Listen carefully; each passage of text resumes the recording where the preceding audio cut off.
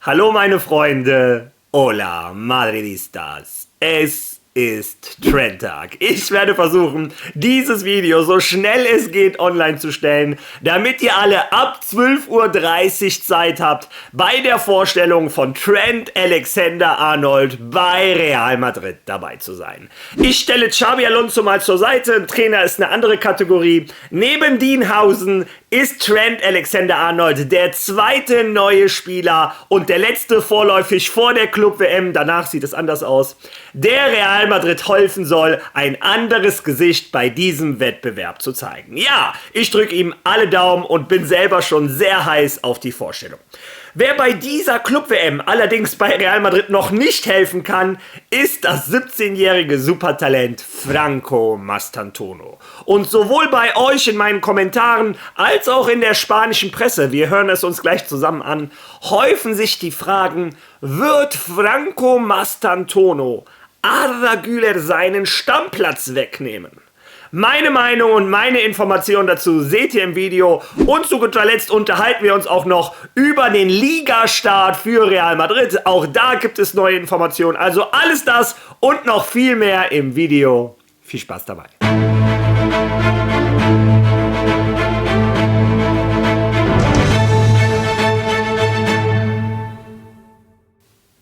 Nach Dienhausen wird heute mit Trent Alexander-Arnold der zweite und wie eben gesagt vorläufig letzte Transfer für die Club-WM bei Real Madrid vorgestellt. Und viele von euch haben mich gefragt, Mario, reichen diese zwei Spieler wirklich? Real Madrid hatte so eine grottenschlechte Saison. Diese zwei Spieler, können die wirklich so viel verändern?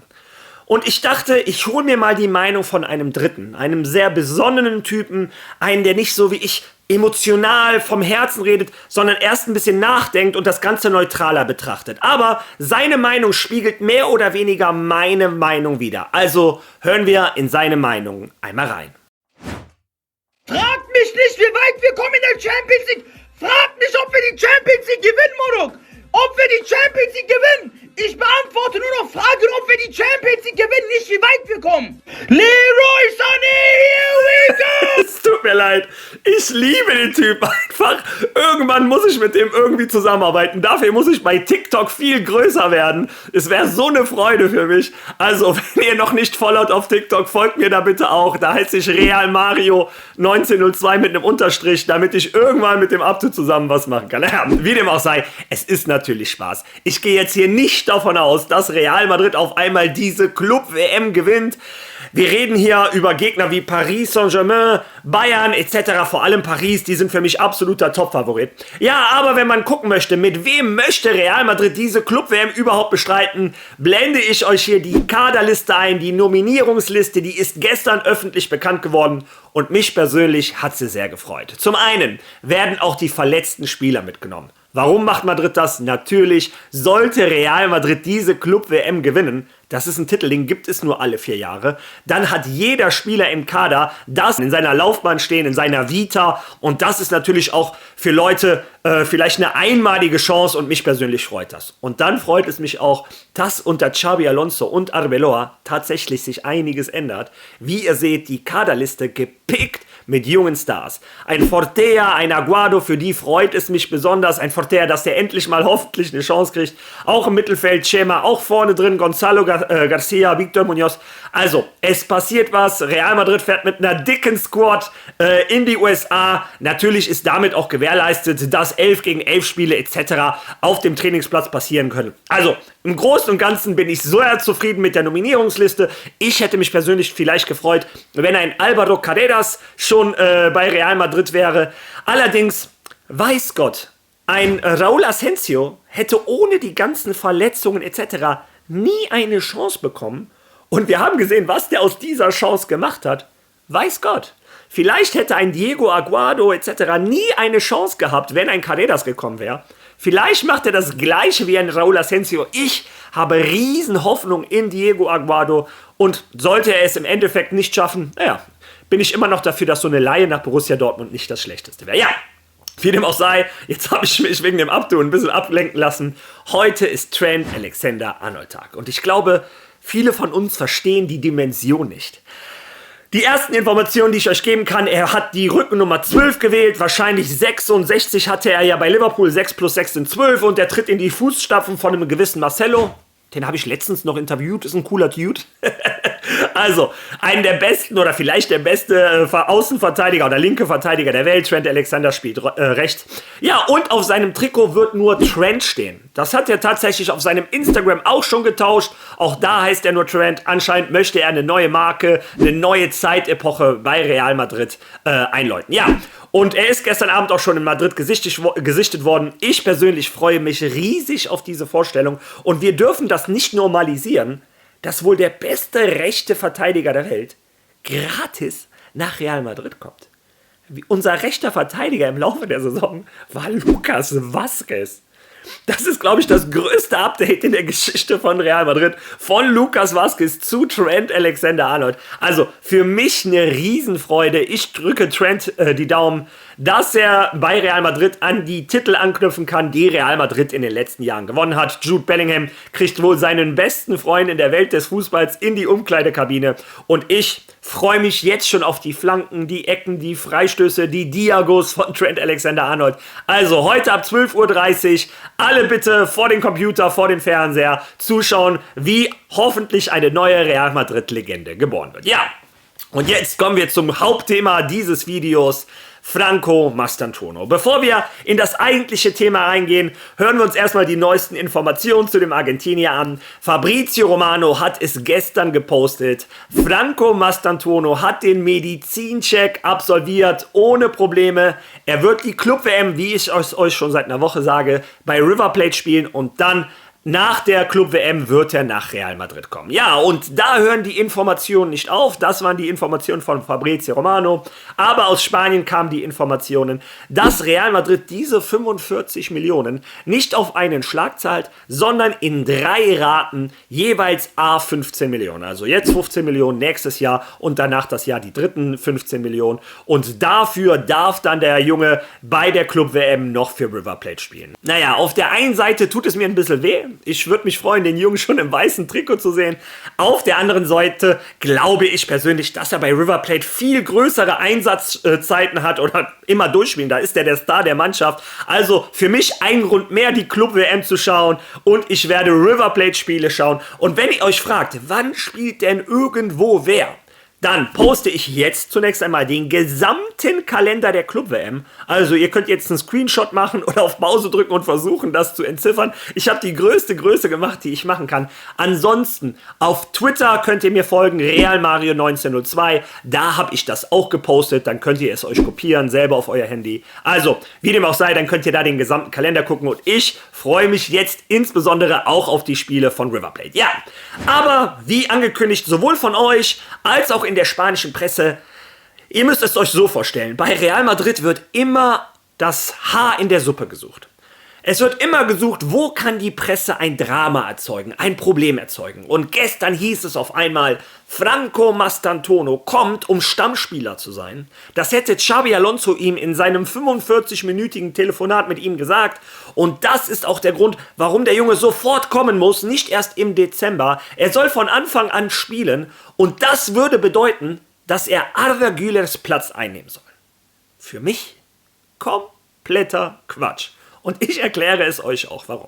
Naja, bevor ich erstmal erkläre, hören wir uns erstmal die Meinung, ich nenne es extra nicht Information, sondern die Meinung von El Larguero an.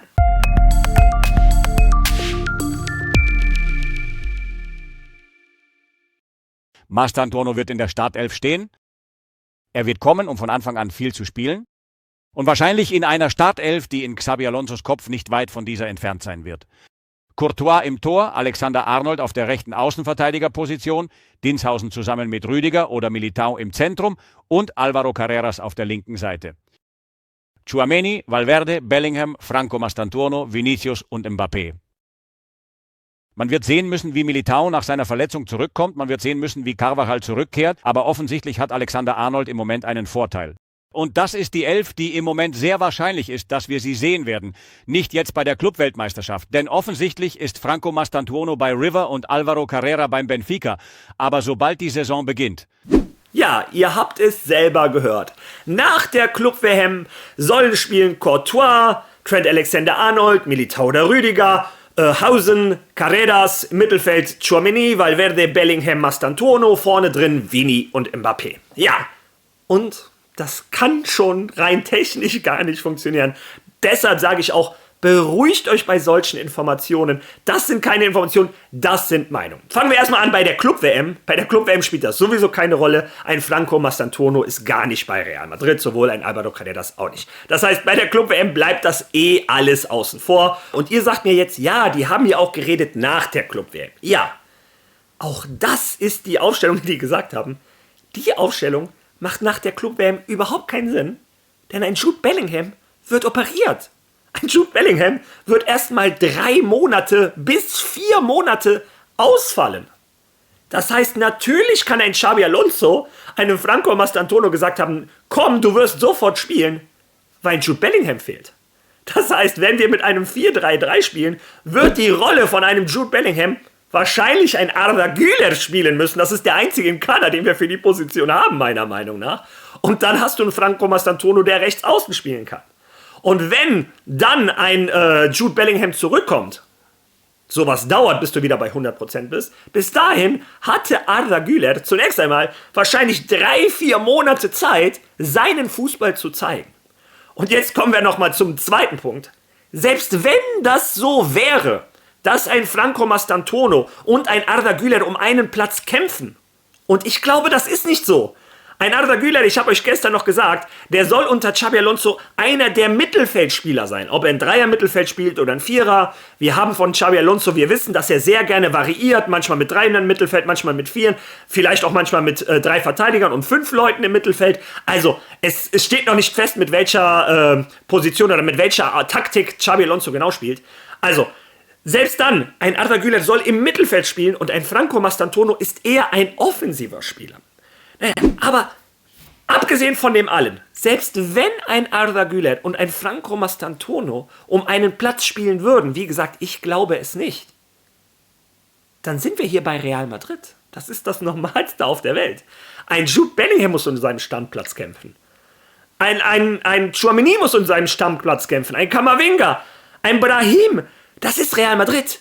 Hier jedes Jahr wird wahrscheinlich einer der besten Spieler der Welt in die Mannschaft kommen und wird einen Platz haben wollen. Wenn du bei Real Madrid Karriere machen möchtest, dann musst du dich nun mal durchsetzen gegen die besten Spieler der Welt. Das ist normal. Das wird immer wieder so kommen. Ein Dani Carvajal muss jetzt gegen einen Trent Alexander-Arnold um die rechte Verteidigerposition spielen. Also damit ihr mal seht, wie das Niveau von Real Madrid ist. Und meine persönliche Meinung. Wir haben immer gesagt, gib doch einem Arda Güler endlich mal das Selbstvertrauen. Der Junge muss aufblühen, der muss befreit Fußball spielen. Lasst ihn doch mal 3-4 Spiele am Stück spielen. Ja, und so wie es aussieht mit der OP von Jude Bellingham, werden es wahrscheinlich nicht 3 oder 4 Spiele, sondern 3 oder 4 Monate. Und in 3 oder 4 Monaten können wir uns anschauen, wie hat Arda Güler performt, wie hat Franco Mastantuono performt und dann können wir uns anschauen, ob es überhaupt eine Diskussion gibt. Also Leute, keine Panik, lasst euch von diesen ganzen Nachrichten nicht immer verunsichern. Glaubt ihr wirklich, ein Xabi Alonso, der noch nicht mal ein Training hatte mit der gesamten Mannschaft, der trainiert zurzeit mit 6, 7 Spielern von der ersten Mannschaft. Glaubt ihr wirklich schon, ein Xabi Alonso rennt zu einem Radiosender und sagt dem Radiosender die Aufstellung, die er im Kopf hat für nächste Saison? Niemals. Also, wie gesagt, ich bitte euch, beruhigt euch, lasst uns erstmal die nächsten Monate abwarten. Ja. Und was wir auch abwarten müssen, ist der Saisonstart von Real Madrid, denn da gibt es neue Informationen und das ist keine Meinung, das sind Informationen. Hören wir uns die zusammen einmal an.